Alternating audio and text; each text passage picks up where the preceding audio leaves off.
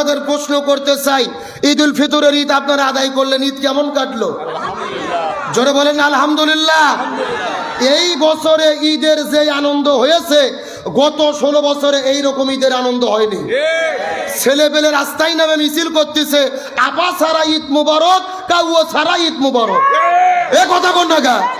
Facebook social মিডিয়াতে দেখেছেন না? আপা মানে কে বোঝেননি? স্বৈরাচার হাসিনার কাউকে ওবায়দুল কাদের ছেলে পেলে রাজপথে নেমে আনন্দ মিছিল করতেছে, আপা ছাড়া ঈদ মুবারক, কাউও ছাড়া ঈদ মুবারক। এত আনন্দ এবার কেন হলো? গত 16 বছরে আমরা দেখেছি, ঈদ যখন চলতো, জামাত ইসলামের, বিএনপির হাজার হাজার নেতা কর্মীরা জেলে বন্দি থাকতো, আমরা ঠিকই ঈদের আনন্দ করেছি। যারা জেলে বন্দি ছিল তাদের পরিবারে ঈদের আনন্দ পৌঁছেনি। এই বাংলাদেশের শত শত আলেমেরা জেলে বন্দি ছিল। আল্লামা মামুনুল হক, আল্লামা সাইদি, মুফতি আমির হামজা রফিকুল ইসলাম মাদানী, মুফতি হারুন ইজার, শত শত আলেম জেলে বন্দি ছিল। ঈদ পার হয়ে গেছে, আলেমদের পরিবারে ঈদের আনন্দ পৌঁছেনি। কিন্তু এইবার আমরা স্বৈরাচার মুক্ত দেশে স্বাধীনভাবে জেল থেকে সবাই মুক্ত হয়ে ঈদের আনন্দ করেছে। আলহামদুলিল্লাহ বলবেন না? আর ডক্টর মোহাম্মদ ইউনূস, তাকে সেলুট দেই। মাথায় সাদা টুপি পরে, সাদা পাঞ্জাবি পরে তিনি নামাজ আদায় করতে গেছেন, ইমামের পেছনে তিনি নামাজ আদায় করতেছেন। স্বাধীনতার 54 বছর পার হয়ে গেল, এইরকম রাষ্ট্রপ্রধানদেরকে সরাসরি ঈদগাহে গিয়ে ইমামের পিছে সরাসরি আমরা নামাজ পড়তে দেখিনি। আর নামাজ পড়ার পরে তার কোনো অহংকার নেই, কোনো ভাব নেই। সাধারণ মানুষের সঙ্গে হাত মিলাইয়া মুসাফা করে করে ঈদের আনন্দ ভাগাভাগি করেছেন। প্রবাসী ভাইদেরকে ঈদের শুভেচ্ছা দিয়েছেন, গরিব দুঃখীদের ঈদের শুভেচ্ছা দিয়েছেন। এই দৃশ্যটা দেখার পরে আমাদের কলিজা শীতল হয়ে গেছে, আমরা আনন্দিত হয়েছি। এমন একটা দেশেরই আমরা স্বপ্ন দেখি। কথা বলে না কেন? আশ্চর্য একটা ঘটনা।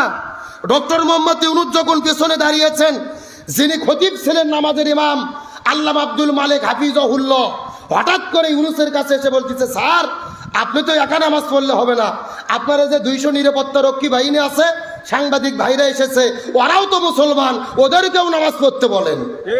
আল্লাহু আকবার বলেন। একবার চিন্তা করেন, গত বছর হাসিনা সরকারের আমলে কোন এমপি মন্ত্রী যদি মামা সেই কথা বলতো, চাকরি থাকতো? এ কতক্ষণ চাকরি থাকতো? এটাই হলো স্বাধীনতা পাওয়ার ফলাফল। রাষ্ট্রের প্রধানকেও সমাজের একজন আলেম, একজন খতিব ভুল ধরিয়ে দিতে পারে। তখন ডক্টর মোহাম্মদ ইউনূস বলতেছে, হুজুর টেনশন করেন না, এখানে আরেকটা জামাত হবে, পরের জামাতে তারা নামাজ পড়বে। আলহামদুলিল্লাহ বলেন, আলহামদুলিল্লাহ বলেন। কিন্তু একটা কথা কি ভাই জানেন, ভালো কিন্তু সবার কাছে ভালো লাগে না। ডক্টর ইউনূস নামাজ পড়তে গেছে, ভিডিও ফেসবুকের মধ্যে ছেড়ে দিয়ে কিছু লোক গুজব ছড়াচ্ছে, টোল করতেছে ডক্টর ইউনূসকে নিয়ে, যে ডক্টর ইউনূস নামাজের মধ্যে ভুল করছে।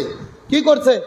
যখন ইমাম সাহেব আল্লাহু আকবার বলে তাকবীর দেয়, উনি হাত না উঠাইয়া ভুল করে রুকুতে যাইতে লাগছিল, আবার দাঁড়িয়ে গেছে।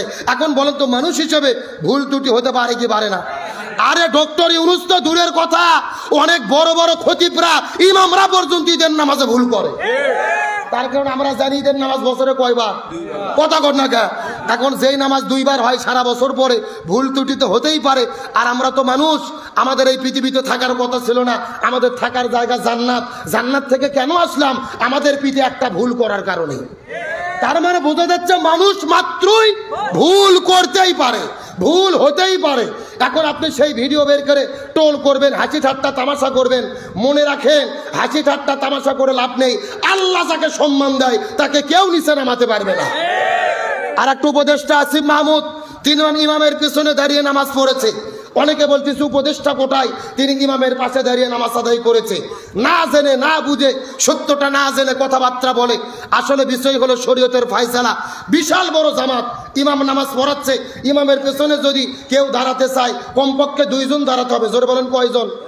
এখন বড় ইমাম দেখতেছে ডান পাশে একটা হুজুর দাঁড়াইছে, বাম পাশে ফাঁকা। পিছন দিকে তাকিয়ে বলেছে, আর একজন লোক সামনে আসেন। পিছনের সব মুসল্লি মিলে আসিফ মাহমুদকে সামনে ঠেলে দিয়েছে, আপনিই যান। এখন এই যে সামনে যে দাঁড়াইছে, এটা কি তার অন্যায়? এটা কি তার অপরাধ? অথচ গুজব ছড়াচ্ছে ও উপদেষ্টা দেখে সামনে দাঁড়িয়েছে। শোনেন, সমালোচনা হলে, ভুল হলে অবশ্যই করবেন, তবে মিথ্যাচার করে কাউকে তহমত দেবেন না, কবিরা গুনাহ হবে, আল্লাহর কাছে ক্ষমা পাবেন না। আজকে ডক্টর মোহাম্মদ ইউনূসকে নিয়ে টোল করেন। স্বৈরাচার হাসিনা পালিয়ে যাওয়ার পরে ইউনূস যদি ক্ষমতা গ্রহণ না করতো, 3 মাসের ভেতরে সেনাবাহিনী ক্ষমতা নিয়ে স্বৈরাচার হাসিনাকে আবার দেশে ঢুকে দিত। একমাত্র ডক্টর ইউনূস থাকার কারণে আজকেও বাংলাদেশ ভালো আছে। ঈদ পালন করেছেন, রাস্তায় কোনো জাম আছে? এ সত্য কথা কোন জাম আছে? ট্রেন চলেছে সময় মতো, টাকা বাড়তি নেওয়ার কোনো সুযোগ নেই। 1 মাস রোজা পালন করেছেন, দ্রব্য মূল্যের দাম কম না বেশি? সত্যকে স্বীকার করেন। ডক্টর ইউনূসকে দেখতে না পারেন, সত্যকে স্বীকার করতে হবে। গত বছরে যেই মরিচ ছিল 700 টাকা কেজি, এইবার 50 টাকা কেজি। গত বছর যেই আদা রসুন 300 টাকা কেজি, এইবার 80 টাকা কেজি। গত বছর বেগুন ছিল 400 টাকা কেজি। হাসিনা বলছিল বেগুনি বাদ দিয়ে মিষ্টি কুমড়াতে বেগুনি খাও। কথা কর না কা? আর আজকে সেই বেগুন 40 টাকা কেজি। সত্যকে স্বীকার করেন, দ্রব্য মূল্যের দাম 16 বছরের মধ্যে সবচাইতে কম ছিল এই রমজান মাসে। সুতরাং ভালোকে স্বীকার করেন, সত্যকে স্বীকার করেন, মানুষকে সম্মান দেন। সম্মানিত ব্যক্তিদের সম্মান না করলে ওই দেশে আর সম্মানিত লোকের জন্ম হয় না। সুতরাং বলতে চাই, সমালোচনা করে কোনো লাভ নাই। ডক্টর ইউনূস যেভাবে দেশকে এগিয়ে নিয়ে যাচ্ছে, আশা করি ভারতের তাবেদারি এই বাংলার জমিনে আর চলতে পারবে না। আমরা 24 দেশ নতুন করে স্বাধীন করেছি, মাথা উঁচু করে দাঁড়াবো। আর কারো তাবেদারি বাংলার জমিনে চলবে না, ইনশাল্লাহ বলেন। আরো জোরে বলেন ইনশাল্লাহ বলেন। আসেন আপনাদের মূল কথাই চলে যাই। আমরা যে বাংলাদেশে বর্তমান প্রেক্ষাপটে শান্তি চাই কি চাই না? আরো জোরে বলেন। আজকের আলোচনার মেইন সাবজেক্ট হলো বর্তমানে বাংলাদেশে শান্তি প্রতিষ্ঠায় আমাদের করণীয় কি, জানার দরকার আছে না নাই? স্বাধীনতার 54 বছর পার হয়ে গেছে, এক দল ক্ষমতায় এসেছে, আর এক দল চলে গেছে। শান্তি চাইছি, পাইনি, কেন পেলাম না, কি করলে শান্তি পাওয়া যাবে, এই আলোচনাটা জানাই বর্তমান প্রেক্ষাপটে সবচাইতে জরুরি। আল্লাহ তাআলা মনোযোগ দিয়ে আলোচনাটা শোনার তৌফিক দান করুক, বলেন আমিন। আমার প্রিয় বন্ধুগণ, মুসলমান ভাইরা গভীর মনোযোগ। আমার নবীজি 17 বছর বয়সের ভেতরে এই জমিনের মধ্যে শান্তি কায়েম করার জন্য আমাদের নবীজি 17 বছর বয়সের মধ্যে একটা দল গঠন করেছিল, যেই দলের নাম হলো হিলফুল ফুজুল। কি নাম বললাম? এ বগুড়ার মুসলমান গভীর মনোযোগ লক্ষ্য করুন। আমাদের নবীজি 17 বছর বয়সের ভেতরে এই জমিনের মধ্যে শান্তি কায়েম করার জন্য একটা দল গঠন করলেন। কিন্তু হিলফুল ফুজুল নামক দল গঠন করার পরে 17 বছর থেকে শুরু করে 40 বছর পর্যন্ত নবীজি 23 বছর ধরে চেষ্টা করেছে। কিন্তু দুর্ভাগ্যজনক ব্যাপার হলো, এই 23 বছরের ভেতরে আমাদের নবীজি জমিনের ভেতরে শান্তি কায়েম করতে পারলো। এ বগুড়ার মুসলমান গভীর মনোযোগ।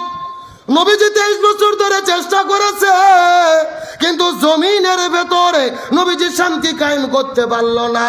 নবীজির বয়স যখন 40 বছর হয়ে গেল, আল্লাহ নবীজির উপরে যখন কোরআন নাজিল করলেন, এই কোরআন যখন জমিনের মধ্যে বাস্তবায়ন হয়ে গেল, এই জমিনের মধ্যে তখন শান্তি কায়েম হয়ে গেল। 40 বছর থেকে শুরু করে 63 বছর পর্যন্ত নবীজি 23 বছর চেষ্টা করলেন, এই জমিনে শান্তি কায়েম হয়ে গেল। নবীজির জীবনটা 2 ভাগে ভাগ করার চেষ্টা করেন। নবুয়ত পাওয়ার আগের হলো 23 বছর, আর পরের হলো 23 বছর। আগে 23 বছরে নবী চেষ্টা করেছে, কিন্তু জমিনের মধ্যে শান্তি কায়েম করতে পারেনি। পরের 23 বছরে নবীজি কেন শান্তি কায়েম করতে পারলো? এর পেছনে কারণ হলো, আগের 23 বছরের ভেতরে নবীজির কাছে দল ছিল, কিন্তু নবীজির দলের ভেতরে আল্লাহর কোরআনের সংবিধান ছিল না। কথা কি বোঝা যায়? এ আপনার আমার মতো 2 টাকার ছুটকে ফটকে হুজুর না, এলাকার তেল তেলা গোয়েন্দার নেতা না। স্বয়ং বিশ্ব নবী 23 বছর ধরে চেষ্টা করেছে তার দলের দ্বারা জমিনে শান্তি কায়েমের জন্য। নবীজি পারেনি, ব্যর্থ হয়েছে। তার কারণ নবীজির কাছে তখন দল ছিল, দলের সংবিধান আল্লাহর কোরআন ছিল না। তার মানে বর্তমানে বাংলাদেশে যেই যেই দলগুলো শান্তি কায়েম করার কথা বলতেছে, ওই দলের দ্বারা শান্তি কায়েম হবে না, যেই দল আল্লাহর কোরআনের সংবিধান দিয়ে পরিচালিত হয় না। কথা কি ক্লিয়ার না ভেজাল আছে? কেন? যেই দল নিজেরাই কোরআন দিয়ে চলে না, ওদের নিজেদের মধ্যেই তো মারামারি করে দলাদলি করে কুপকার। কথা কন না কে? গভীর মনোযোগ লক্ষ্য করুন।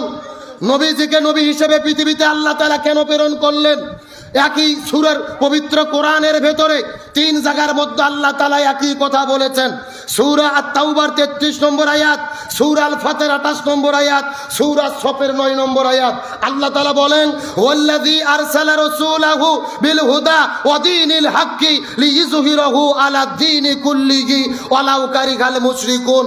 আল্লাহ বলেন, আমি নবীকে পৃথিবীতে নবী হিসেবে প্রেরণ করেছি নামাজ কায়েমের জন্য নয়, যাকাত প্রদানের জন্য নয়, হজ যাকাত করার জন্য নয়। নবীজিকে নবী হিসেবে প্রেরণ করেছি এই জমিনের ভেতরে সমস্ত মতবাদের উপরে কোরআনের মতবাদকে বিজয় করার জন্য। কার কথা? আরো জোরে বলেন, কার কথা? সুতরাং নামাজ, রোজা, হজ, যাকাত যেমন ফরজ প্রত্যেকটা মুসলমানের জন্য এই জমিনের ভেতরে কোরআন বিজয়ের আন্দোলন করা তেমনি রূপে ফরজ। গভীর মনোযোগ লক্ষ্য করুন, আল্লাহর কোরআন বলেছেন, ওয়াতাসিমু বিহাবলিল্লাহি জামিয়াও ওয়ালা তাফাররাকু। তোমরা যদি মুসলমান হও এই জমিনে দ্বীন কায়েমের আন্দোলনের জন্য একতাবদ্ধভাবে আল্লাহর রশিকে আঁকড়ে ধরো। আল্লাহর কোরআন বলেছেন, ওয়ালতাকুম মিনকুম উম্মাতুন ইয়াদউনা ইলাল খায়র ইয়ামুরুনা বিল মারুফ ওয়া ইয়ানহাউনা আনিল মুনকার। তোমাদের মধ্যে অবশ্যই একটা দল থাকবে যারা ভালো কাজের আদেশ করবে, অন্যায় কাজে বাধা দেবে। আল্লাহর কোরআন বলেছেন, আল্লাযীনা ইম্মাক্কান্নাহুম ফিল আরদি আকামুস সালাহ ওয়া আতাউজ যাকাত ওয়া আমারু বিল মারুফ ওয়া নাহাউ আনিল মুনকার। কোন মুসলমান দল যদি ক্ষমতায় যায় 4টে কর্মসূচি তারা বাস্তবায়ন করবে। 1 নম্বর নামাজ বাধ্যতামূলক করবে, 2 নম্বর যাকাত ভিত্তিক অর্থনীতি কায়েম করবে, 3 নম্বর ভালো কাজ চালু করবে, 4 নম্বর মন্দ কাজ বন্ধ করবে। ক্ষমতায় যাওয়ার পরে এই 4 কর্মসূচি বাস্তবায়নের জন্য যারা ঘোষণা দেবে ইমানদার মুসলমান হিসেবে তাদের পক্ষেই আমাদের থাকতে হবে। বক্তব্য কি আব্দুল সালাম যুক্তিবাদী না আল্লাহর? আরো জোরে বলেন, কার? তাহলে দল যদি করাই লাগে কিসের দল করব? রাজনীতি যদি করাই লাগে কিসের রাজনীতি করব? আল্লাহর কোরআন বলেছেন, ওয়ামাইয়াবতাগি গায়রাল ইসলামি দীনান ফালা ইউকবালা মিনহু ওয়া হুয়া ফিল আখিরাতি মিনাল খাসিরিন। ইসলাম বাদ দিয়ে যদি কেউ ব্যবসা করে ওই ব্যবসা আল্লাহর দরবারে কবুল হবে না। ইসলাম বাদ দিয়ে যদি কেউ চাকরি করে ওই চাকরি আল্লাহর দরবারে কবুল হবে না। ইসলাম বাদ দিয়ে যদি কেউ রাজনীতি করে ওই রাজনীতিও আল্লাহর দরবারে কবুল হবে না। তাহলে সবকিছু করতে হবে কিসের মাধ্যমে? আরো ধরে বলেন, আমরা যদি শান্তি চাই কি লাগবে? আরো ধরে বলেন। এই জন্য আল্লাহ সুবহানাহু ওয়া তাআলা বলেছেন, ওয়ামান আরাদা আন যিকরি ফাইন্না লাহু মাঈশাতান দানকা ওয়া নাহশুরুহু ইয়াওমাল কিয়ামাতি আমা। আরো জোরে বলেন আল্লাহু আকবার। সূরা তোহা 16 নম্বর পারা 19 নম্বর পৃষ্ঠার 13 নম্বর লাইন 124 নম্বর আয়াতে কারিমা। তাফসীর ইবনে কাসিরের মধ্য থেকে বলতেছি, আল্লাহ তাআলা ডাক দিয়ে বলে, পৃথিবীর মানুষেরা গভীর মনোযোগ, যদি তোমরা শান্তি পেতে চাও, ব্যক্তি, পরিবার, সমাজ, রাষ্ট্র, রান্নাঘর থেকে শুরু করে সংসদ ভবন পর্যন্ত এই কোরআন বাদ দিয়ে যারা জীবন পরিচালনা করবে, আমি আল্লাহ তাদের জীবনে কোনো শান্তি রাখবো না, বরং মাঈশাতান দঙ্কা, তাদের জীবনটা অশান্তিতে ভরে দেব। আর এই জমিনের ভেতরে যারা কোরআন মেনে চলবে না, হাসরের ময়দানে ওই মানুষগুলোকে অন্ধ করে কানা করে আমি আল্লাহ তাআলা হাসরের ময়দানে তাদেরকে উত্তরিত করব। বলেন নাউজুবিল্লাহ। কোরআন যারা মেনে চলবে না তাদের জীবনে অশান্তি কে দেবে? আর হাসরে তাদের কানা করে কে উঠাবে? তাহলে চিৎকার করে বলেন, শান্তির জন্য কি লাগবে? এই জন্য আল্লাহর কোরআন বলেন, ফামান তাবিয়া হুদায়া ফালা খাউফুন আলাইহিম ওয়ালা হুম ইয়াহজানুন। লক্ষ্য করুন, এই যে আপনারা এখানে লিখে দিয়েছেন আব্দুল সালাম যুক্তিবাদী, আমি যুক্তি দিয়ে কিছু কথা আপনাদেরকে বুঝাই। মনে করেন বাংলাদেশের ঢাকা শহরে বিশাল বড় একটা পানির ট্যাঙ্কি আছে। যেরকম কিসের ট্যাঙ্কি? ওই ট্যাঙ্কির থেকে পাইপ দিয়ে দিয়ে বাংলাদেশের 64টা জেলায় পানি সাপ্লাই দেওয়া হয়। এখন একটা পাইপ আস্তে আস্তে আস্তে আস্তে আস্তে আপনাদের বগুড়া স্যার মাথাতেও এসেছে। কিন্তু ঢাকা শহরে যে পানির ট্যাঙ্কি আছে ওই ট্যাঙ্কির ভেতরে একটা মরা বিড়েল মরিয়ে পচে গন্ধ উঠে আছে। কথা বোঝা যায়? এখন পাইপ দিয়ে স্যার মাথার যে পানি বের হচ্ছে, বলেন তো এই পানি ভালো না গন্ধ? আরো জোরে বলেন। এখন গন্ধলা পানি বের হওয়ার পরে বগুড়া জেলার যত বড় বড় হুজুর আছে, ইমাম, মুয়াজ্জিন, খতিব, মুফতি, মুহাদ্দিস, ফকিহ, সব আলেমদেরকে ডেকে বলা হয়েছে, এই হুজুরের গোষ্ঠীরা এই যে গন্ধলা পানি বের হচ্ছে, তোমরা ফু দিয়ে দিয়ে পরিষ্কার করো, হবে?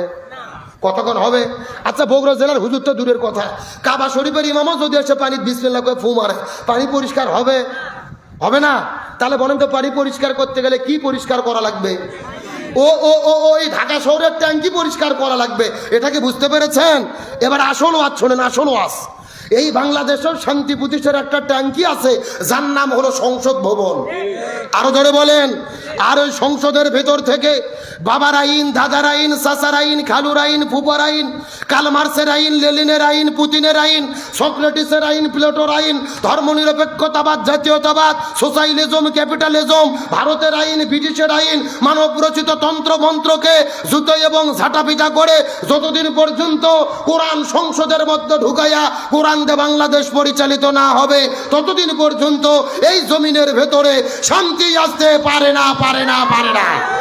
সুতরাং বাংলাদেশের শান্তি কায়েমের জন্য এই কোরআন দিয়ে বাংলাদেশ চলুক, এটাকে আপনারা চান? কারা চান? দুটি হাত আল্লাহকে তুলে দেখা।